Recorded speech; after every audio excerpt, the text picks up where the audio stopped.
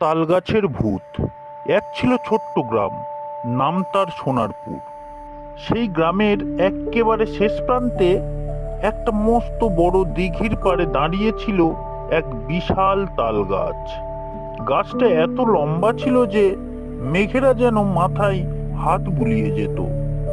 গ্রামের মানুষ দিনের বেলাতেও সেই তাল গাছের তলা দিয়ে যেতে ভয় পেত, কারণ সবার মুখে একই কথা, ওই তাল গাছে একটা ব্রহ্মদৈত্য বাস করে। কেউ কেউ রাতে নাকি খড়ম পায়ে হাঁটার শব্দ শুনেছে, আবার কেউ দেখেছে নিশুতি রাতে গাছের মগডাল থেকে একটা দুটো আলো দপদপ করে জ্বলছে আর নিভছে। সেই গ্রামে বাস করত কানাই নামে এক ডাংপিটে ছেলে। সে ভূত প্রেত কিছুই বিশ্বাস করত না। এক সন্ধ্যায় গ্রামের চণ্ডী মণ্ডপে যখন বুড়ো হরিমশাই তালগাছের ভূতের গল্প বলে সবাইকে ভয় দেখাচ্ছিলেন, কানাই হো হো করে হেসে উঠল। আরে দূর হরিমশাই, এ যুগেও কেউ ভূতে বিশ্বাস করে? ওসব আপনাদের মনের ভুল। ওটা একটা সাধারণ গাছ মাত্র। হরিমশাই রেগে আগুন হয়ে বললেন, আচ্ছা, এতই যদি সাহস, তবে আজ অমাবস্যার রাত ঠিক 12টার সময় ওই তাল গাছের তলা থেকে একটা তাল কুড়িয়ে নিয়ে আসতে পারবি? যদি পারিস তবে তোকে একটা খাঁটি রূপোর টাকা দেব। কানাই এক পায়ে রাজি। রূপোর টাকার লোভে সে বাজি ধরে ফেলল। রাত যখন 12:15, চারিদিকে ঘুটঘুটে অন্ধকার। ঝিঁঝি পোকার ডাক আর মাঝে মাঝে শিয়ালের হুক্কা হুয়া ছাড়া কোনো শব্দ নেই। কানাই একটা টর্চ আর লাঠি হাতে নিয়ে দিঘির পাড়ের দিকে রওনা হলো। যত সে তালগাছটার কাছে এগোচ্ছে, বাতাসে যেন তত ঠান্ডা আসছে।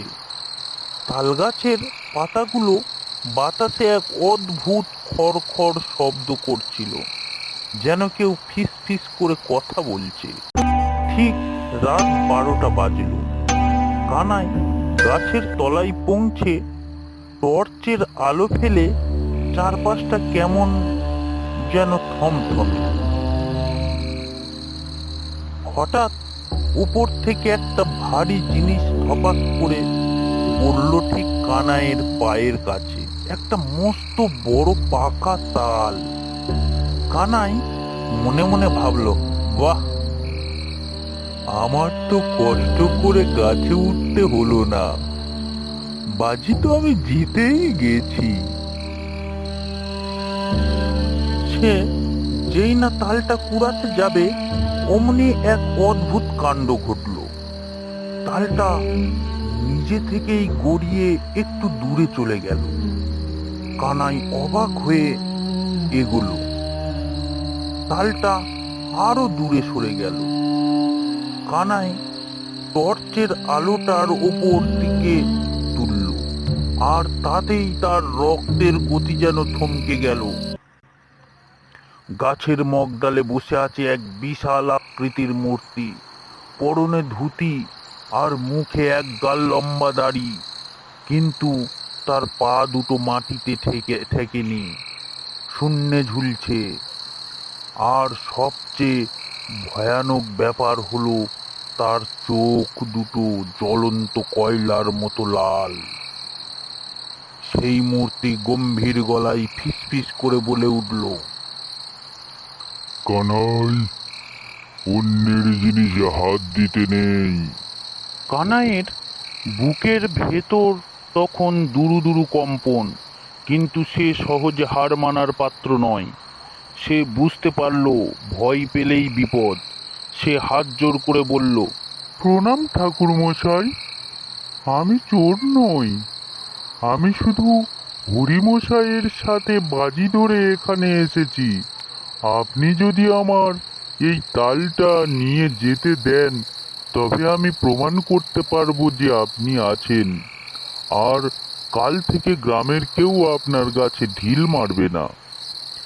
ব্রহ্মদৈত্য কানাইয়ের সাহসের প্রশংসা না করে পারল না। সচরাচর মানুষ তাকে দেখলে অজ্ঞান হয়ে যায়, আর এই ছেলেটি দিব্যি কথা বলছে। দৈত্যটি একটু হেসে বলল, তোর সাহস দেখে ভালো লাগলো কানাই, তবে মনে রাখিস প্রকৃতি আর গাছপালাকে সম্মান করবি। এই তালটা নিয়ে যা, কিন্তু আর কখনো মাঝরাতে আমাকে বিরক্ত করতে আসিস না। পরদিন সকালে কানাই চণ্ডীমণ্ডপে গিয়ে হরিমশাইয়ের সামনে পাকা তালটা ধপাস করে নামিয়ে রাখলো। হরিমশাই তো অবাক। কানাই রূপোর টাকাটা পকেটে পুরে হেসে বলল, বাজি তো আমি জিতলাম হরিমশাই, তবে একটা কথা, তাল গাছে সত্যিই একজন আছেন। তিনি কিন্তু আমাদের কোনো ক্ষতি করেন না, বরং গাছ আর প্রকৃতির পাহারা দেন। তাই ওনাকে আর কেউ যেন বিরক্ত না করে। সেই থেকেই সোনারপুরের মানুষ আর গাছের ভূতকে ভয় পেত না, বরং গাছটার প্রতি সবার একটা অসমীহ তৈরি হয়ে গেল। আর কানাই, সে তো গ্রামের হিরো বনে গেল।